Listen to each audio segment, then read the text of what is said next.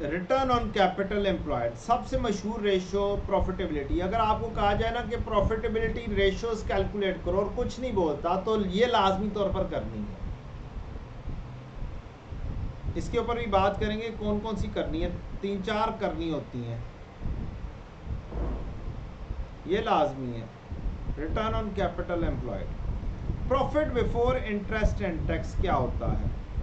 Profit before interest and tax होता है बच्चों,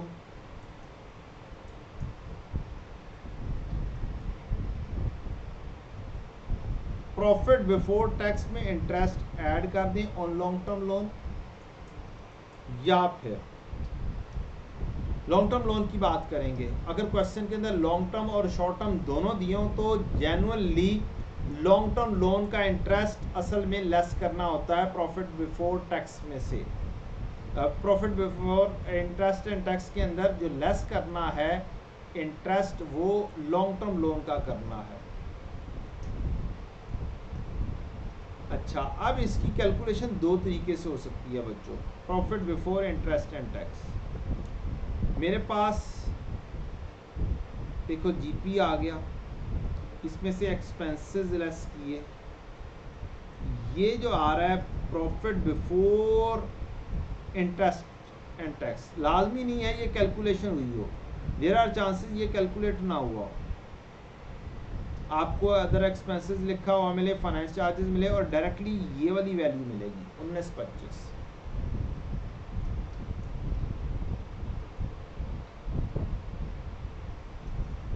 तो आप क्या करेंगे, आप करेंगे जीपी में से लेस कर दो अदर एक्सपेंसेस, लेस कर दो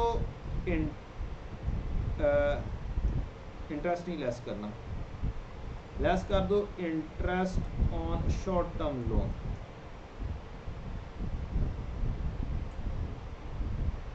तो आपके पास आ जाएगा profit before interest and tax. 3500 में से 1400 लेस कर दो। और अगर कोई शॉर्ट टर्म लोन के ऊपर कोई इंटरेस्ट मौजूद है, क्वेश्चन के अंदर अदर एडजस्टमेंट्स में जाके बताया हुआ है कि ये फाइनेंस चार्जेस में लॉन्ग टर्म लोन के लिए इतना इंटरेस्ट है, शॉर्ट टर्म लोन के लिए इतना इंटरेस्ट है, तो आप क्या करेंगे, चूंकि कैपिटल एम्प्लॉयड है, once again we have to go like with like. Like with like कैसे भाई? कैपिटल एम्प्लॉयड कहते हैं equity plus long term loan को, तो शॉर्ट टर्म लोन को तो नहीं कहते। शॉर्ट टर्म लोन तो नॉर्मल प्रॉफिट में से लेस आप करेंगे ही ना। Profit before interest and tax, interest कौन सा? लॉन्ग टर्म लोन का बिफोर इंटरेस्ट। अच्छा, एक ये तरीका कार होता है। दूसरा होता है आपका प्रॉफिट बिफोर टैक्स, यानी कि ये वाली वैल्यू, इसमें interest on long term loan add कर दिया जाए, रिवर्स बैक जाना। तो दोनों तरीके आपके profit before interest and tax के ही हैं। इसमें plus interest expense of long term loan आ जाएगा। नॉर्मली अगर फाइनेंस चार्जेस दिए हैं, कुछ नहीं लिखा हुआ, तो लॉन्ग टर्म लोन का ही कंसिडर करेंगे, अनलेस एंड अनटिल के क्वेश्चन के अंदर बैलेंस शीट ऐसी प्रेजेंट की जाए कि उसके अंदर लॉन्ग टर्म लोन हो ही ना, एग्जिस्ट ही ना करता हो दोनों सालों में, और शॉर्ट टर्म लोन एग्जिस्ट करता हो, तो फिर एनालिसिस आप खुद करेंगे और सोच के कहेंगे कि यार हाँ, हमारा लॉन्ग टर्म लोन तो एग्जिस्ट ही नहीं करता है, तो इसका मतलब है जो इंटरेस्ट दिया है वो कौन सा दिया गया है, वो शॉर्ट टर्म लोन का दिया हुआ है। लेकिन अगर क्वेश्चन में लॉन्ग टर्म लोन भी एग्जिस्ट करता है, शॉर्ट टर्म भी एग्जिस्ट करता है, तो हम और कुछ नहीं बताया हुआ, तो हम ये कंसिडर करेंगे ये सारे का सारा लॉन्ग टर्म लोन का है।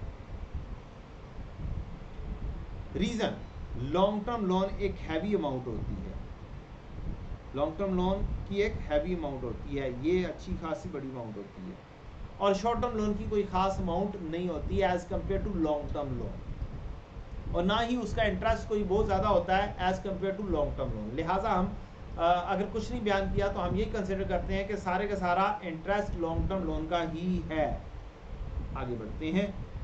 Profit before interest and tax की दूसरी बात होगी, अगर आपको बहुत थोड़ी सी इंफॉर्मेशन दी गई है, आपको कहा गया है प्रॉफिट आफ्टर टैक्स आपके पास अवेलेबल है, यहां से आपको पीबीआईटी पे पहुंचना है, मींस आपके पास ये वाली चीज मौजूद है और आपको नैरेटिव्स में बताया गया है कि ड्यूरिंग द ईयर टैक्स इतना था, ड्यूरिंग द ईयर इंटरेस्ट इतना था, तो आप फिर यहाँ से पहुँच जाएंगे प्रॉफिट आफ्टर टैक्स के अंदर, सम अप कर देंगे टैक्स का एक्सपेंस भी,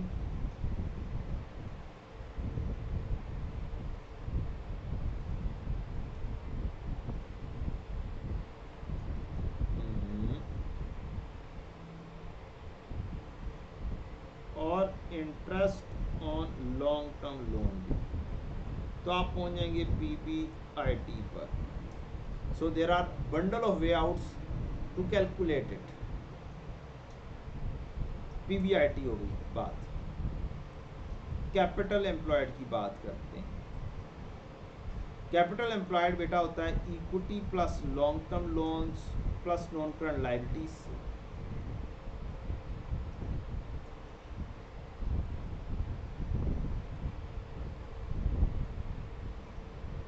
एक और अंदाज से भी सोचा जा सकता है, कैपिटल एम्प्लॉयड दूसरी साइड पे total asset minus current liabilities कर दिया जाए तो भी क्या आ जाता है, आपका कैपिटल एम्प्लॉयड आ जाता है।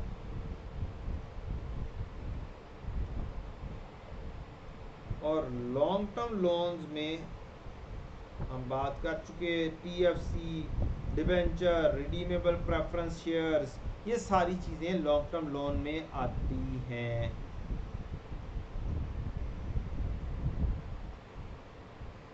सो our PBIT is equal to profit before tax plus financial charges.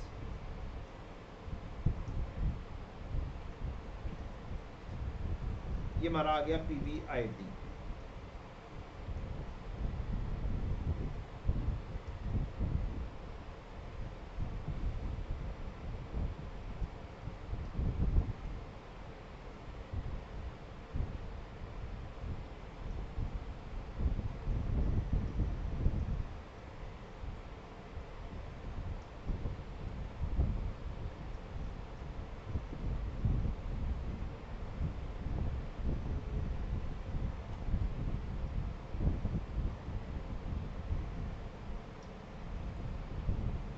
ठीक है जी बच्चों,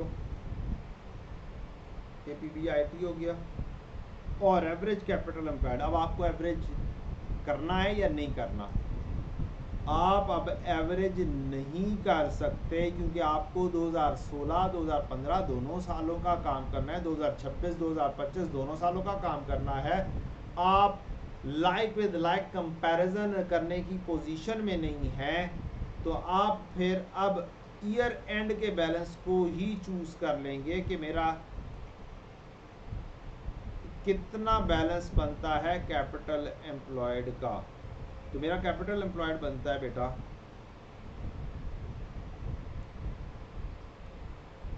आल्ट प्लस कर लेते हैं, ऐड अप कर लेते हैं हम किस किस को,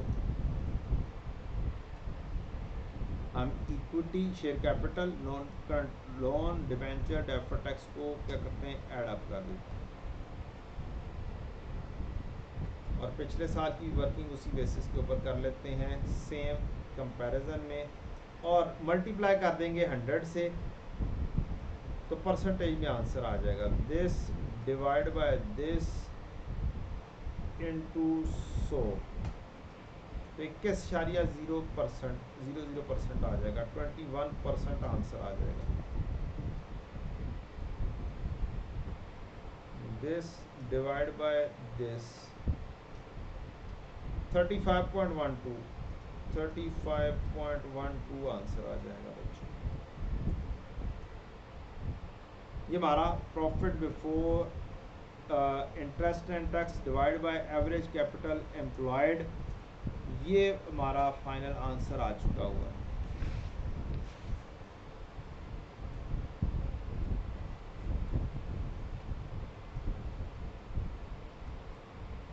अच्छा, यहाँ पर अब थोड़ा सा गौर करना है।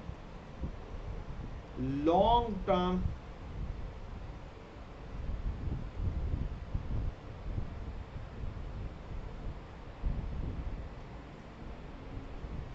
अगर आपको एवरेज करना होता, आपको सिर्फ 2016 का काम करना होता, तो फिर क्या करना था? ओनली 2016 अगर करना होता तो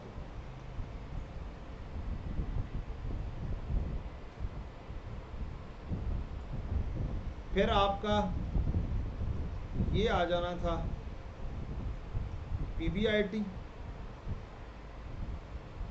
2100, और फिर आपने एवरेज करना था। आपने लेना था ये मेरा ओपनिंग, ये मेरा क्लोजिंग, इन दोनों को डिवाइड बाय 2 करूंगा तो मेरा आंसर आएगा 60 28 750 जमा 999 7750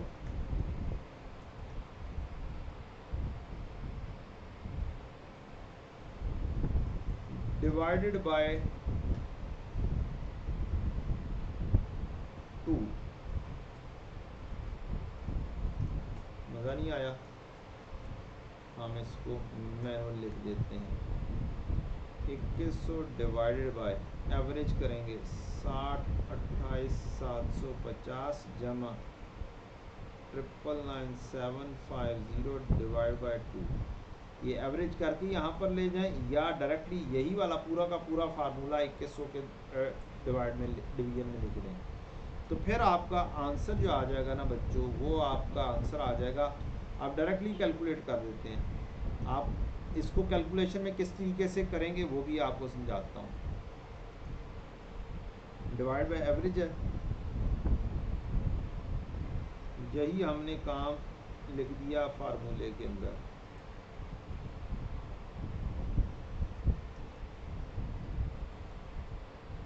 और कैलकुलेटर पे आंसर कैसे होगा? फिर कैलकुलेटर पे आंसर होगा, आप सबसे पहले लगाएंगे फ्रैक्शन, आप लिखेंगे 2.1 मिलियन डिवाइड बाय, यहाँ पर आके दोबारा से फ्रैक्शन लगा देंगे और फिर लिखेंगे 60 28 750 जमा 999750 था शायद, 999750।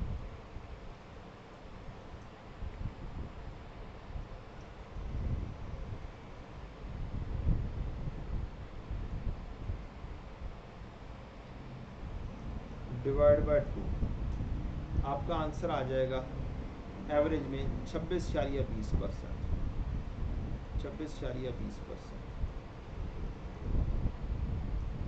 मल्टीप्लाई बाय 100 भी लिख देते हैं। अगर अलग-अलग करना हो तो नहीं करेंगे, अगर सिर्फ 2016 का करना होता तो we will have to do the average. Capital employs, equity plus long term loan plus non current liability, सारों को इकट्ठा कर लेना आपने।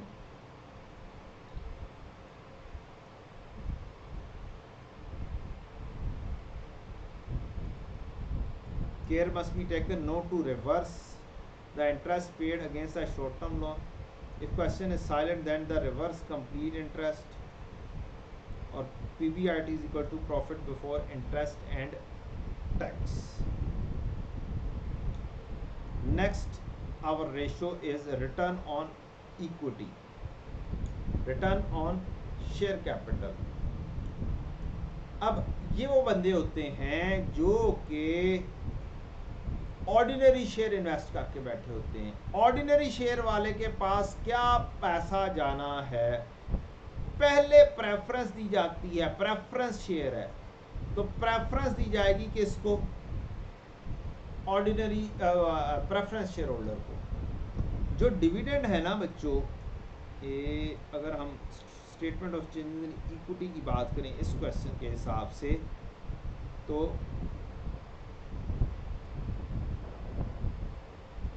ये मेरा प्रॉफिट आफ्टर टैक्स 13,47,500, इसमें से मैं प्रेफरेंस डिविडेंड जब दे चुकूंगा तो फिर हक आएगा उन लोगों का जो कि जिन्होंने ऑर्डिनरी शेयर्स में इन्वेस्ट किया हुआ है, वो ऑर्डिनरी बंदे हैं। तो हमारा फिर profit after tax minus preference dividend. Preference dividend किसका? रिडीमेबल और इररिडीमेबल, जो इक्विटी में जाता है।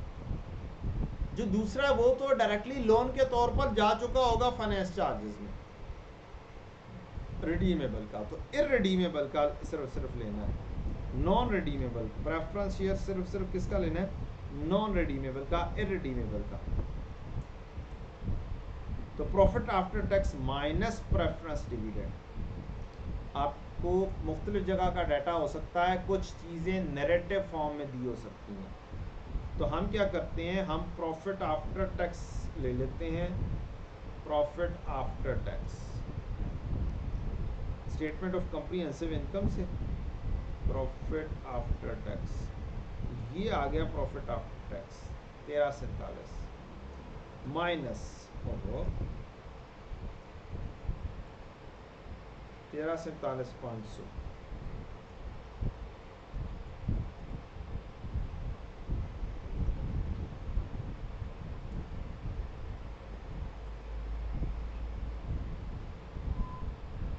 माइनस डिविडेंड प्रेफरेंस का कौन सा है? ये आपको statement of changes in equity से मिल रहा है, पिछले साल का नहीं 2016 का काम कर रहे हैं।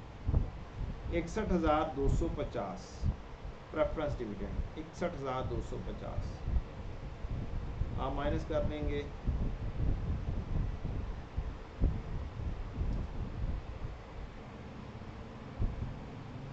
61,250 डिवाइड करेंगे किससे? एवरेज इक्विटी से। अब इक्विटी को आप नहीं कर सकते हैं एवरेज, क्योंकि 2 सालों का काम करना है। तो 2 सालों का काम करना है तो इक्विटी आपकी किधर आ रही है? आपकी इक्विटी 47 आ रही है, सारी इक्विटी क्लोजिंग 47,750 47,750।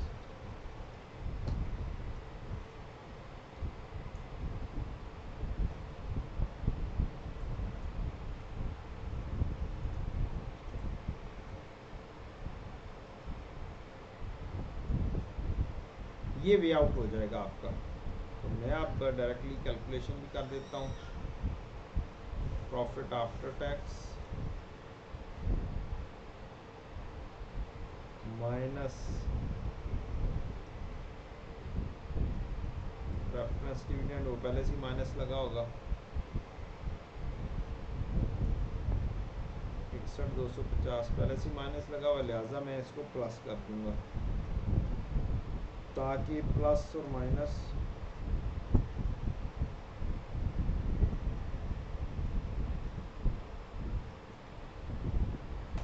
माइनस में बदल जाए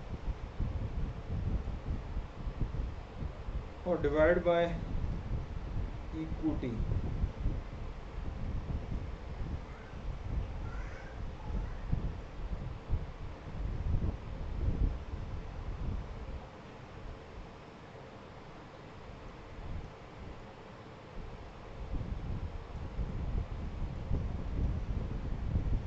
तो ये हमारा आंसर परसेंटेज में आ जाएगा, this divide by this into 127%।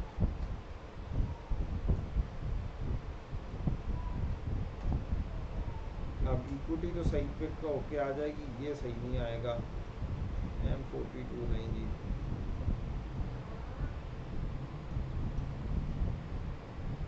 Dividend आ रहा है जी, प्रेफरेंस डिविडेंड 52,500 पिछले साल। दिस डिवाइड बाय दिस, तो 42% is our return on equity. अब जोन सी इक्विटी में रिटर्न ज़्यादा आ रहा है, इन्वेस्टमेंट करके ज़्यादा रिटर्न दे रहा है, वो ज़्यादा बेहतर होती है। आगे बहुत आसान सी रेशियोज हैं, GP over sales, gross profit over sales, GP gross profit divide gross profit आ गया over sales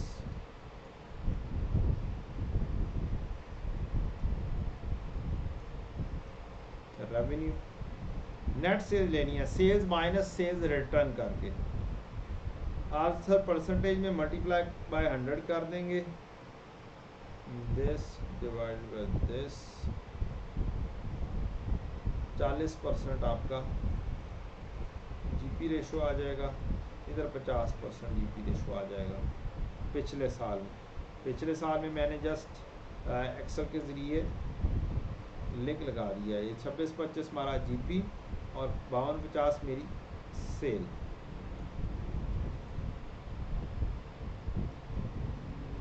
net profit after tax ratio या net profit ratio, profit after tax over sales. तो सेल्स तो मैंने यहाँ पर कैलकुलेट की हुई है, ये लिंक लगा हुआ है मेरे पास, और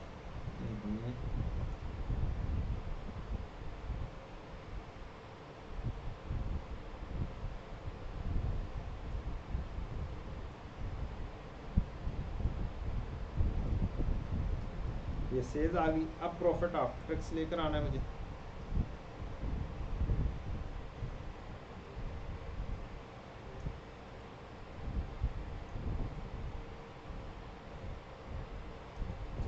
प्रॉफिट आफ्टर टैक्स आ गया, रेशियो मेरी बन जाएगी बेटा जी दिस डिवाइड बाय दिस, 15.4% और 28%, ये नेट प्रॉफिट रेशियो होगी।